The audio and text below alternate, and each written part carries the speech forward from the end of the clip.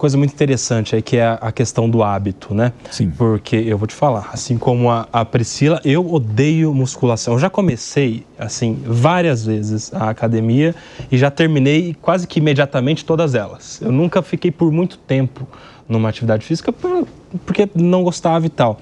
E aí você fala justamente dessa necessidade de se criar o hábito. Qual que é a dica que você nos dá para essa criação de hábito? Depois que se habitua, fica mais fácil levar essa vida de rotina mesmo, de cotidiano, de ser um elemento quase que automático na sua agenda do dia? Com certeza. Só que o ponto é que para se criar um hábito, o tempo mínimo são 3 meses. A gente tem uma região no cérebro que é o hipocampo, e para criar essa nova conexãozinha, no mínimo 3 meses, a grande maioria das pessoas 6 meses e poucas pessoas até 9 meses. Mas assim, 3 meses já é um tempo de você criar essa nova conexão. Só que para você criar o hábito, você precisa da repetição da tarefa, simples assim. Então em 90 dias, você vai precisar repetir essa tarefa pelo menos 70 vezes. E aí a gente é muito otimista no começo do ano, como disse a psicóloga. Falou, eu vou entrar na academia. Mas para você incorporar um novo hábito, você vai ter que largar algum hábito já existente. Porque naquele horário você já fazia alguma coisa. E esse é o grande desafio. Então, a dica que eu dou, independente do hábito que você queira mudar, é você escolher uma coisa muito simples nos 3 primeiros meses. E não pensar muito em resultado, né? 3 primeiros Esses meses, não. 3 primeiros meses, a prioridade não é nem o resultado físico, saúde. Isso. É de criar o hábito. A partir do 4º mês, aí você começa a olhar. Você vai ver que nesses 3 primeiros meses, eu falo o seguinte, o pessoal fala assim, eu quero ganhar massa muscular, vou na academia fazer musculação. Cara, você tem 500 maneiras de ganhar massa muscular. Não necessariamente ir na academia fazer musculação. Aí você se propõe a fazer uma coisa que você tem que caminhar, perde meia hora, sei lá, no trânsito, para chegar num lugar, para fazer uma coisa que você não gosta, a chance de você repetir isso 60, 70 vezes é muito pequena. É muito interessante. A gente vai abrir aqui já para o nosso time participar. O Diogão tem uma pergunta, a Jess também, mas já fica uma grande dica, um grande aprendizado aqui desse nosso papo. Se você faz um planejamento, uma meta no início do ano de algo que ainda não está fazendo, essa meta, ela tem que ser já exercida no mínimo até março. Nós estamos começando janeiro, então até março já tem um compromisso para talvez no final do ano você chegar e falar, cumpri o meu plano. Vai lá, Diogão. Bom, ótimo ano para todos. Antes de fazer a pergunta, eu quero fazer um pedido, trocar o meu pedido, na verdade. Depois de ver esse início de programa, eu já decidi que eu quero montar uma academia nesse ano 2025, porque na primeira semana de 2026 eu vou fazer uma promoção enorme e vender para todo mundo os pacotes de um ano, porque todo mundo vai querer comprar, impressionante, né? É o mercado. Agora, para entrar nessa coisa dos 3 meses, então talvez seja melhor fazer 15 a 20 minutos por dia no início do que 1 hora, 2 vezes por semana? Com certeza, porque você vai estar criando o hábito. E eu digo o seguinte, se no começo for subir 3 andares de escada, tá bom. Sabe o que vai acontecer em uma semana? Você vai subir os 3 andares na metade do tempo e cansando menos. Aí você vai subir 4, aí você vai subir 5. Aí quando você vê, você está com a perna mais forte, você deu uma emagrecidinha, você ficou animado, no fim de semana você sai para caminhar. Então, é começar com uma coisa muito simples. O nosso corpo, ele tem um nível de condicionamento. Se você dá um pouquinho acima, ele se adapta e ganha esse condicionamento. A mesma coisa acontece com dieta. A pessoa está acostumada a comer 3.000 calorias por dia. Ela passa para 1.000. Se a gente acha que o nosso corpo não vai se defender, é muita ingenuidade. Ele tem vários mecanismos para entender que aquilo fugiu do padrão. Se tem uma coisa que o nosso corpo gosta, é padrão. E bom ou não, a gente dá um padrão para o nosso corpo. Aí você quer alterar, né? Então tem dados de dieta muito interessantes que pegaram as 6 principais dietas, 30.000 pessoas, e vamos acompanhar por 2 anos. Escolhe aquela que você acha que você vai seguir. No primeiro ano, no final do primeiro ano, só 12% tinham um peso menor que o inicial. E no final do segundo ano, só 5%. Em paralelo, a Universidade Duke, nos Estados Unidos, falou o seguinte, pegaram também pessoas com IMC acima de 30, mais de 20.000 pessoas, coma o que você está comendo.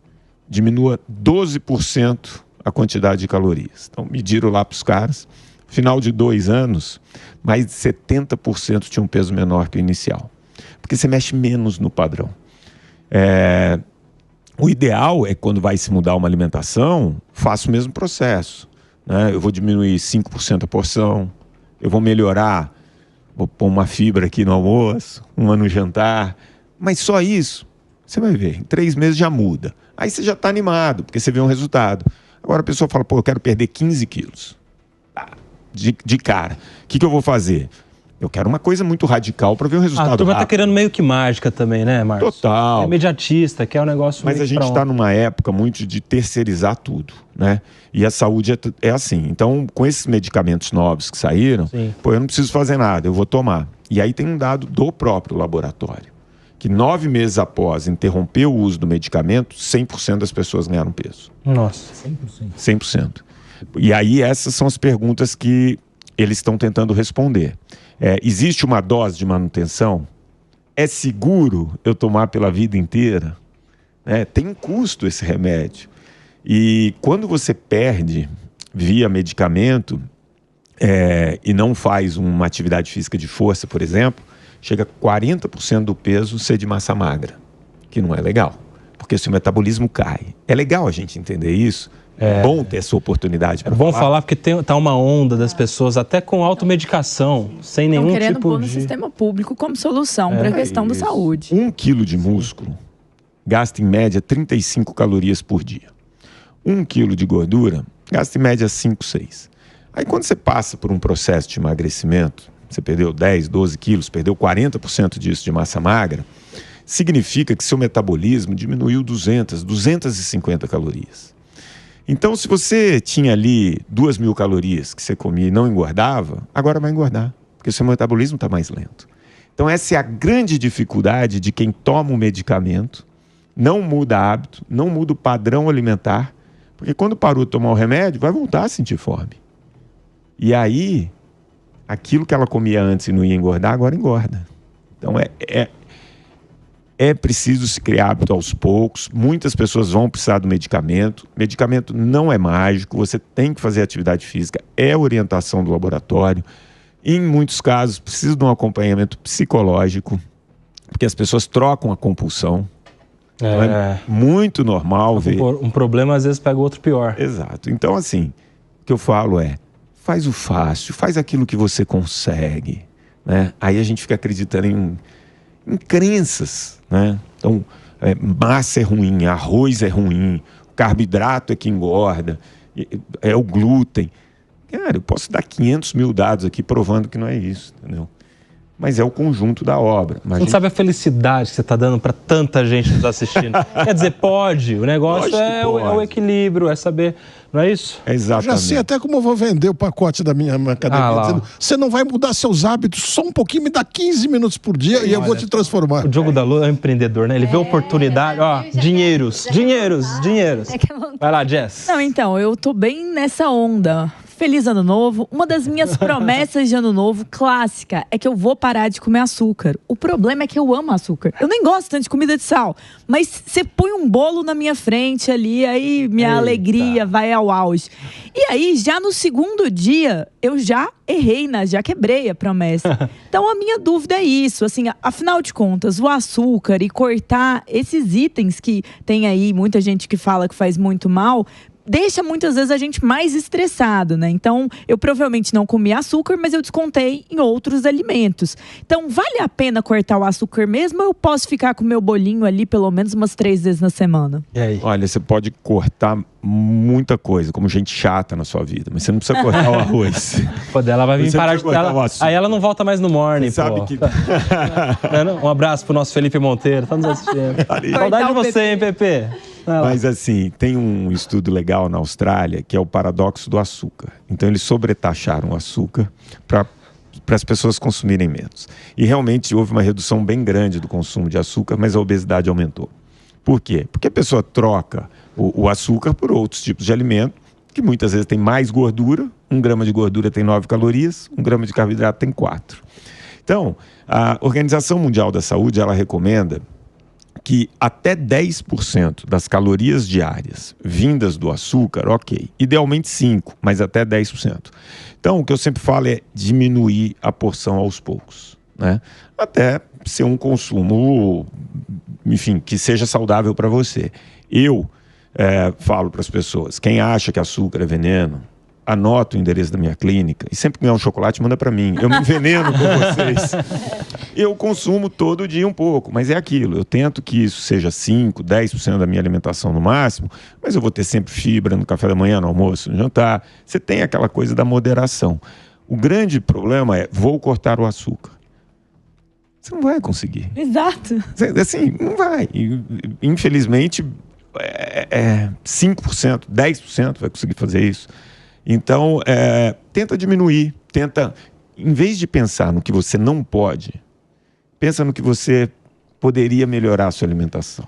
Então, será que no seu café da manhã, no seu almoço, no seu jantar, você tem fibra?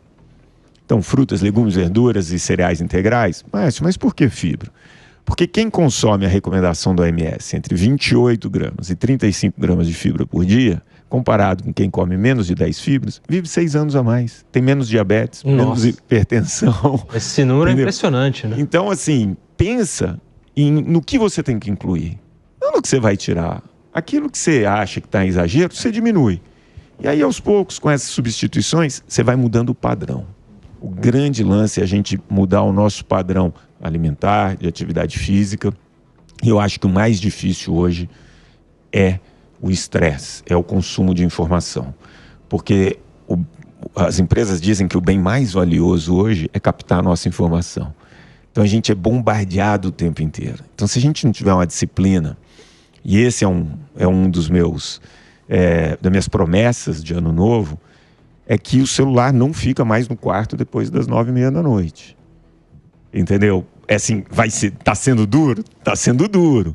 Mas vai carregar lá no banheiro. Porque é irresistível você, sabe? Lógico. Né? Então tem algumas coisas assim que a gente... você tá dirigindo, querendo passar uma mensagem, né? Você vai pensando na mensagem já. Entendeu? Então, assim, hoje eu penso assim, Márcio, o que você precisa melhorar no seu estilo de vida? Sem dúvida nenhuma é consumir menos informação. Quer dizer, selecionar as fontes de informação. Já falou sobre hábitos de exercício físico, de atividade física, hábitos alimentares e hábitos comportamentais. Sim. Também, né? De se impor alguns limites para diminuir o estresse. E eu queria, Omar, falar com você, Atala, sobre essa ligação da saúde mental com a vida saudável também. A gente estava conversando antes de começar o programa e, assim, é impressionante a correlação entre uma vida não tão saudável com alguns problemas dessa geração, não é verdade? E alguns deles envolvendo, inclusive, a saúde mental. Você sabe que durante muito tempo, obviamente, pela ligação rápida, atividade física em relação à saúde física. Hoje existe uma frase clássica da Wendy Suzuki, que é uma das maiores neurocientistas do mundo, chefe do departamento de neurociência da Universidade de Nova York, que diz o seguinte: se ela pudesse escolher só um órgão no corpo humano como mais beneficiado com o exercício, seria o cérebro. Você fazer atividade física regular faz com que você produza novos neurônios, diminui o seu cortisol, melhora vários neurotransmissores em relação à sensação de bem-estar e diminui bastante a chance de demência pós 60 anos. Então hoje, qualquer geriatra, quando você vai consultá-lo, ele vai falar, tenha massa muscular, tenha autonomia. Quando você tem mais massa muscular, faz atividade física, você melhora as sinapses do seu cérebro, você melhora a oxigenação do seu cérebro, você produz novos neurônios e diminui a chance de demência. Por que a perna? As pernas. Principalmente porque 2/3 da nossa musculatura estão da cintura para baixo. E a panturrilha trabalhando, ela é responsável pelo retorno do sangue venoso para o coração e para a parte de cima. Então isso faz com que todas as adaptações que eu falei aqui que o nosso cérebro vão ter com o exercício ocorram com muito mais facilidade. Impressionante. Você sabia disso? Essa coisa do movimento das pernas fazer o bem para a criação de neurônios? Neurogênese através da atividade física. E já tinham vários estudos em relação à saúde mental e atividade física. E teve um estudo clássico que pegaram vários gêmeos a partir dos 55 anos até os 65 anos. E teste de cognição a cada 6 meses. E aí um gêmeo fazia atividade física e o outro durante 10 anos não fazia. E você via a evolução, porque a gente vai perder cognição ao longo da vida, isso é fato. A velocidade é muito maior naquele irmão sedentário. Nossa. Então, se você conhece alguém aí já passou dos 50, para diminuir essa velocidade, para melhorar a qualidade, expectativa de vida, fica a dica aí com o nosso Márcio Atala. Vamos para a última pergunta com o Leandro Ferreira.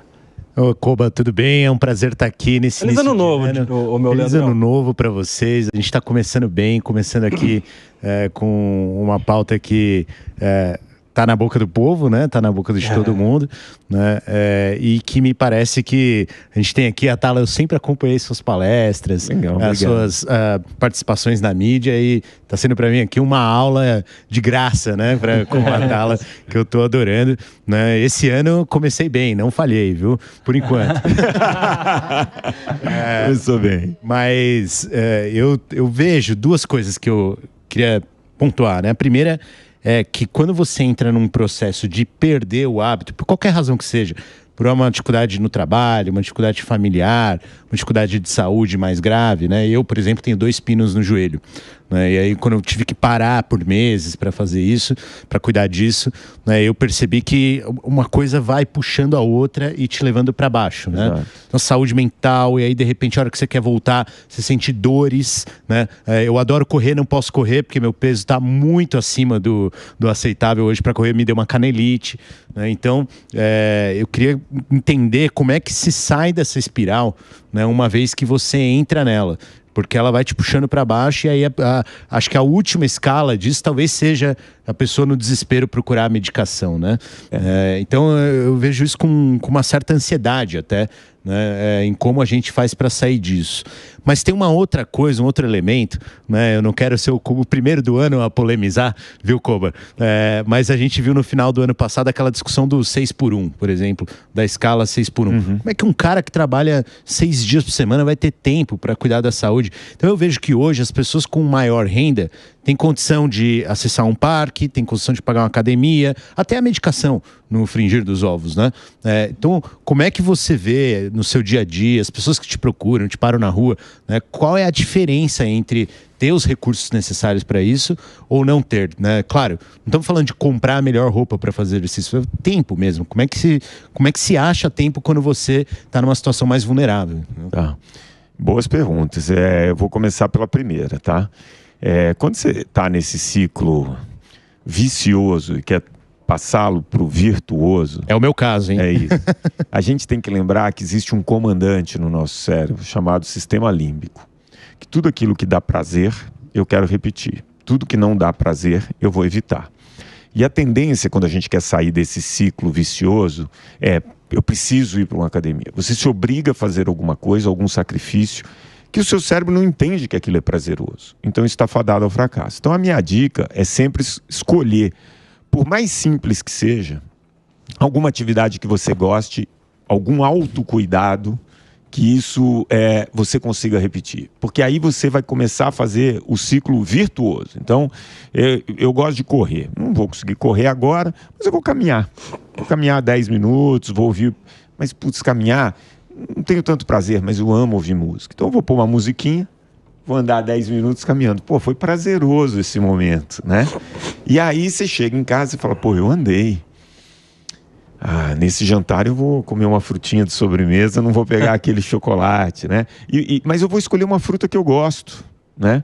Então é tentar incluir pequenas coisas que você tenha prazer, para que o seu cérebro fale, pô, essa mudança está sendo prazerosa. Essa é a grande chave. Se fosse fácil, isso não seria um problema de saúde pública. Por isso que exige uma certa disciplina. Agora, entrando na sua segunda pergunta. Quais os lugares que têm sucesso? países que têm política de saúde pública. Então, fiz um documentário em 2018, que a gente até exibiu uns pedaços aqui na Jovem Pan, onde eu viajo vários países do mundo para ver o que eles fizeram de saúde pública para enfrentar esse problema e ter sucesso, né? E aí, quando você fala do 6x1, eu fiz uma intervenção em Jaguariúna, uma cidade inteira durante um ano, e de lugares mais privilegiados e mais vulneráveis. E depois fiquei 2 anos na região mais vulnerável de São Paulo, que é Itaquera, fazendo uma intervenção. E isso que você falou é uma realidade, né? Pouca iluminação, acesso a poucos parques, muito trabalho, horas e horas na condução. Isso, se eu falar que não dificulta, eu vou estar brigando com a verdade, né? Então, a dica que a gente tenta dar para essas pessoas é, pelo menos no sábado e no domingo, que você tiver um pouco mais de tempo, faça lazer com movimento, para colher pelo menos um pouco de benefício. E ao longo da semana, se você puder fazer melhores escolhas ali na alimentação, tentar fazer um trajeto que seja um pouquinho, se for seguro, um pouquinho a pé, e incorporar esse movimento no dia a dia, porque o nosso corpo, ele entende o movimento. Se ele é feito na academia ou não, não importa. Então, que ele tente incorporar isso na medida do possível dentro desse dia. Mas que é muito mais difícil, é inegável. Muito bem. Posso fazer uma... Claro. Bom, aproveita, Jess. Aproveitando essa consulta grátis com esse que é o maior dos especialistas nessa área. Atala, eu tenho uma dificuldade muito grande em relação a hábitos alimentares, porque a minha rotina ela não é uma rotina. Eu tenho que viajar de um lado para o outro, meus horários são, por conta do trabalho, muito instáveis. Então, muitas das vezes, eu tento adequar minha alimentação a alguma cartilha que um nutricionista bem passou para mim, mas naquela rotina isso não se encaixa. E esse ano eu estava pensando em fazer jejum intermitente. Porque no final das contas, para mim, está sendo mais fácil ficar sem comer um longo período do que, de fato, ter aquela alimentação mais regrada ou específica. Qual a sua visão sobre o jejum intermitente? Porque eu já vi gente criticando, já vi gente elogiando e queria saber de você, meu amigo, se essa é sim uma técnica válida. Polêmico isso aí. É o seguinte, não espere do jejum intermitente nenhum benefício além de você conseguir manter uma dieta com menos calorias. Se achar que você vai fazer o jejum intermitente, vai produzir novos neurônios, desintoxicar o corpo, isso não é real, não é verdade. Para quem serve o jejum intermitente? Para aquelas pessoas que toleram bem ficar 12, 14 horas sem se alimentar, e isso não gera um estresse a ponto de promover um comportamento compulsivo nessas 6, 8 horas que você vai comer. Então, para muitas pessoas, o jejum intermitente é uma boa estratégia para ela conseguir consumir menos calorias e não se estressa. A melhor dieta é aquela que você consegue levar no longo prazo como um estilo de vida. Então, se você é uma dessas pessoas que consegue ficar 12, 14 horas sem se alimentar, não fique irritado querendo bater no coleguinha. Eu trabalho com PP pela manhã, é importante. Então, e nesse período que você vai comer, você consegue manter um certo controle e não a comida te escolhe, você ainda tem o discernimento de escolher a comida, pode ser sim uma boa estratégia. Ô, Atala, aproveita, fala pra gente o que a gente pode esperar deste ano no Viva Bem. Fala pra nossa turma aí do seu programa aqui, muito legal na Jovem Pan. Conta pra gente como será o Viva Bem 2025. Viva Bem 2025 tem o boletim de manhã, de segunda a sexta, no Jornal da Manhã, que é sempre legal, aquela dica que você passa enquanto a pessoa está dirigindo, enfim. Mas o programa Viva Bem, a gente vai focar muito em longevidade com autonomia, né? Então a gente vai dar muita dica para as pessoas envelhecerem bem e quem já passou ali dos 60, 65 anos, o que eles podem fazer para manter a autonomia pelo maior tempo possível. O foco do Viva Bem vai ser, sem dúvida nenhuma, tentar fazer com que as pessoas vivam mais e melhor. Muito bom.